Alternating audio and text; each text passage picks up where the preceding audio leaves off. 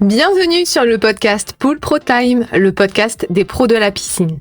Pool Pro Time, c'est le premier podcast français créé pour les professionnels de la piscine et du spa. Avant de démarrer la journée, devant un café ou tout simplement en route pour le chantier, prenez le temps d'écouter les conseils, les actualités et les parcours inspirants de ceux qui font et ont fait l'univers de la piscine.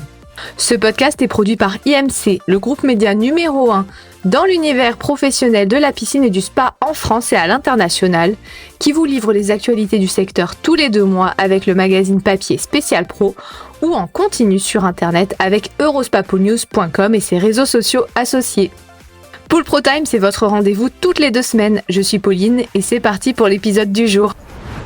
Bonjour et bienvenue à tous dans ce tout nouvel épisode de Pool Pro Time. Dans cet épisode, je voulais parler de celui grâce à qui nous travaillons, de celui qui nous permet d'avancer professionnellement, de celui qui nous rend parfois heureux ou qui parfois nous irrite, le client. Que ferions-nous sans lui ? Le client, c'est grâce à lui qu'on remplit notre frigo. Et dans le domaine du business, je trouve qu'on n'a jamais autant parlé de lui que ces dernières années.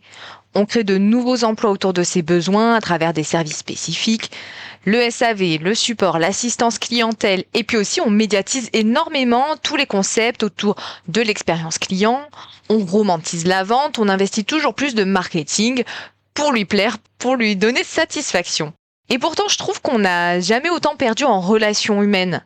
On fait tout pour se connecter aux clients sur les réseaux sociaux, en envoyant des emails, des SMS. Et pourtant, est-ce qu'on est vraiment connecté ? Dans cet épisode, je vous propose une réflexion, une porte ouverte, une véritable question que je vous pose. Est-ce que nous sommes suffisamment tournés vers nos clients ? Alors, les relations de façon générale, qu'elles soient personnelles ou professionnelles, c'est pas un sujet qui est très évident. Professionnellement, ça peut être même parfois très compliqué, que ce soit avec des collègues, mais aussi en externe, donc avec les clients. Même quand on travaille sur des projets de bonheur, de plaisir, comme c'est notre cas dans l'univers de la piscine. Être en relation avec le client, c'est accepter des choses qui ne sont pas toujours faciles à accepter. Et c'est l'une des grandes difficultés que vous pouvez rencontrer. Il y a une demande qui est totalement imprévue et qui impacte complètement le chantier. Il y a un besoin qui n'a pas été communiqué au départ. Il y a un reproche qui est mis sur une prestation. Il y a plein de petites embûches comme ça qui se mettent en travers de ce beau projet qui est la construction, la rénovation d'une piscine et qui viennent en fait mettre des bâtons dans les roues de la relation. Ce n'est pas forcément toujours de votre fait en tant que piscinier, ça peut venir du client. Par contre, la problématique, c'est que vous serez toujours jugé responsable aux yeux du client. Et ça, c'est compliqué à accepter. Alors, sans rentrer bien sûr dans la partie juridique ou s'il y a une situation qui est vraiment grave et pour laquelle vous n'êtes pas en tort, je parle pas de cette partie-là, mais je parle vraiment de toutes les petites choses qui vont faire que la relation s'effrite un petit peu malheureusement. Et qui font qu'aux yeux de votre client, c'était vous qui aurez dû faire plus de choses. Vous êtes en fait, aux yeux du client, le garant d'une relation saine. Et une relation saine, elle n'est pas forcément équilibrée pour vous. En tant que prestataire de service, on attend de vous, en tant que professionnel, des conseils personnalisés, des solutions à trouver, même quand la problématique n'est pas de votre fait.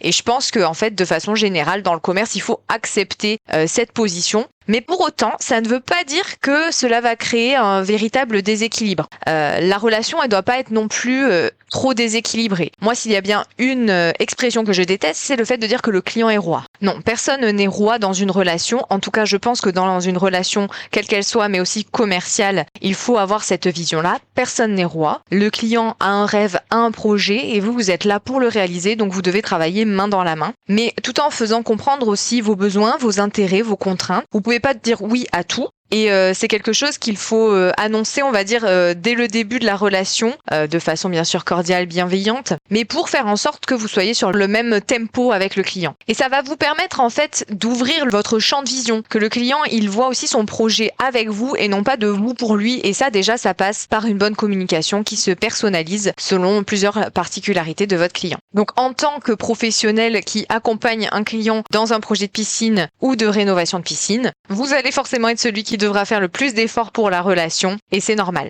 C'est quelque chose que je pense qu'on doit vraiment accepter. Alors il y a des relations qui se passent extrêmement bien, où il y a une véritable confiance qui s'instaure et puis il y a des fois où les relations sont un peu plus compliquées. Et puis il y a aussi des conflits ou quelques petites déceptions passées sur la relation client qui vont vous éloigner sans que vous vous en rendiez compte de ce client. Et aujourd'hui, je voulais vous partager quelques conseils pour vous permettre de garder un lien concret et fort et sincère avec votre client. Premièrement, le questionnement questionnement sera votre allié pour toujours bien comprendre et bien connaître votre client. Je pense qu'on ne connaît jamais assez son client, on pense souvent le connaître, mais avec les bouleversements sociétaux que nous vivons, que ce soit du côté technologique, écologique, politique, géopolitique, tout va vraiment très vite. Et les comportements de chacun évoluent beaucoup plus vite qu'auparavant. Ce qui était vrai hier peut l'être aujourd'hui, mais peut aussi ne pas l'être. Et donc le questionnement doit être en permanence en fait dans vos techniques relationnelles avec votre client. Pour toujours questionner votre client, vous pouvez lancer des campagnes justement pour comprendre leurs besoins, leurs envies, des campagnes de questionnement, donc soit des sondages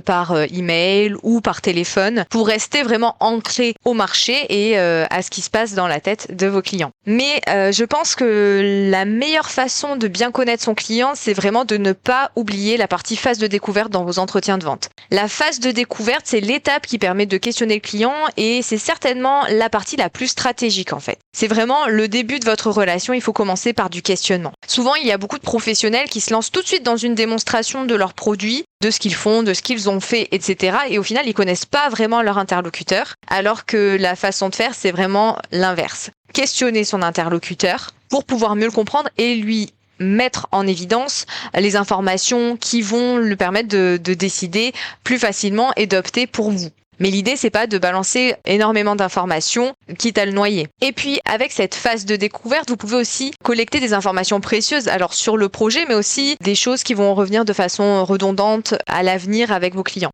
Un des clichés que j'entends souvent, c'est que pour être un bon commercial, il faut avoir vraiment du bagou.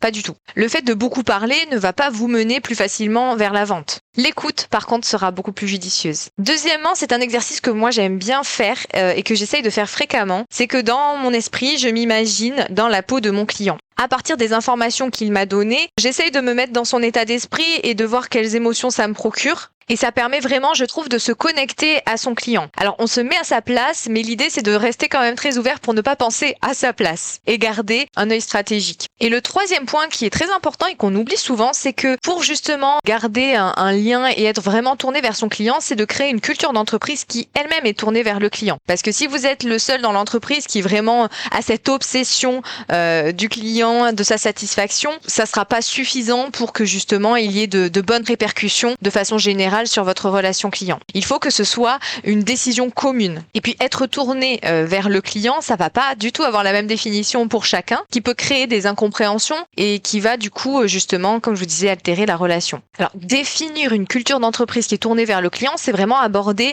les valeurs, les croyances, les comportements qui sont importants pour votre structure et qui vont vraiment faire écho à la relation avec le client. C'est comme vous pouvez construire par exemple une charte de la relation client et en définissant vraiment bien qu'est-ce que c'est que pour votre entreprise d'être en lien avec son client. Et l'idée, c'est de partager, de repartager souvent ces principes avec l'équipe. Alors pour cette charte, vous pouvez envisager quelques étapes. Premièrement, mettez noir sur blanc votre mission et vos valeurs d'entreprise. C'est important que vous ayez conscience vraiment de ce que vous faites de façon précise et les valeurs qui sont importantes pour votre entreprise et qui doivent être partagées par tous les salariés. Deuxièmement, définissez ou redéfinissez les attentes de vos clients, justement en faisant des mises à jour fréquentes. Troisièmement, notez par quelles actions cette vision peut être mise en place par rapport à votre marché. Ça peut être quelque chose qui passe justement par le processus de vente, ça peut être un service après la livraison de la piscine, ça peut être un message envoyé à un moment stratégique. C'est à vous de voir justement quelles sont les actions que vous pouvez mettre en place pour faire ceci. Et puis la dernière étape, bien sûr, c'est de changer les choses et de passer à l'action. Je vais vous donner un exemple. Premièrement, vous avez mis en situation, vous avez vu ensemble que vous souhaitiez renforcer la fidélité de vos clients. Une fois que vous avez fait une construction ou une rénovation, vous voulez que les clients reviennent fréquemment en magasin, vous voulez vendre potentiellement un forfait d'entretien, ce genre de choses. Donc ça, c'est quelque chose qui est important pour vous. Vous avez sondé votre public et vous avez vu que parmi les attentes de vos clients, certains voulaient justement que vous instauriez un programme fidélité. Ok, donc le programme fidélité, comment est-ce qu'il peut être? Est-ce qu'il est en format papier? Est-ce qu'il est en format digital? Par quel biais ça passe? Qu'est-ce que vous offrez? Est-ce qu'il y a un anniversaire? Etc., etc. Vous posez ces questions-là, vous faites des choix. Et ensuite, vous mettez en place concrètement le programme. Pour le programme fidélité de façon digitale, il y a des choses déjà qui sont toutes faites, qui s'adaptent au fonctionnement magasin, qui s'adaptent au fonctionnement des pisciniers et vous pouvez chercher justement un fournisseur qui va vous permettre d'avoir une solution efficace pour renforcer votre relation et votre lien avec le client. Voilà pour les quelques conseils que je pouvais vous donner. Et si je devais conclure, je crois que j'aimerais vraiment dire que souvent quand on pense à l'amélioration de sa relation client, on pense toujours à plus de services, plus de garanties, plus d'automatisation, etc. Et c'est très bien, il y a plein de choses à faire, mais on oublie souvent vraiment l'essentiel. Et l'essentiel passe pour moi le plus souvent par des gestes vraiment simples. Sourire, avoir une posture ouverte, mettre de l'intention dans nos gestes, regarder son client dans les yeux, avoir une poignée de main ni trop ferme ni trop douce, mettre de côté certaines contrariétés pour agir en pleine conscience. Est-ce que être tourné vers son client n'est pas tout simplement mettre de l'intention dans nos petits gestes du quotidien? Est-ce que ce n'est pas tout simplement retourner à l'humain? Je vous remercie d'avoir écouté cet épisode et je vous dis à très bientôt dans un prochain épisode de Pool Pro Time. Si vous avez aimé cet épisode, je vous invite à le partager autour de vous, que ce soit auprès de vos collègues et partenaires ou encore sur vos réseaux sociaux. Pour ne manquer aucun épisode de Pool Pro Time, abonnez-vous dès maintenant sur la plateforme d'écoute de podcast que vous utilisez. Vous recevrez une notification dès qu'un épisode sortira. Je compte sur vous pour m'envoyer vos idées, vos envies, vos retours par rapport à cet épisode, mais aussi aux autres. Vous pouvez retrouver les actualités du secteur sur Facebook et LinkedIn, @eurospapoolnews, mais aussi sur le site eurospapoolnews.com. Hâte de vous retrouver dans le futur épisode. À bientôt!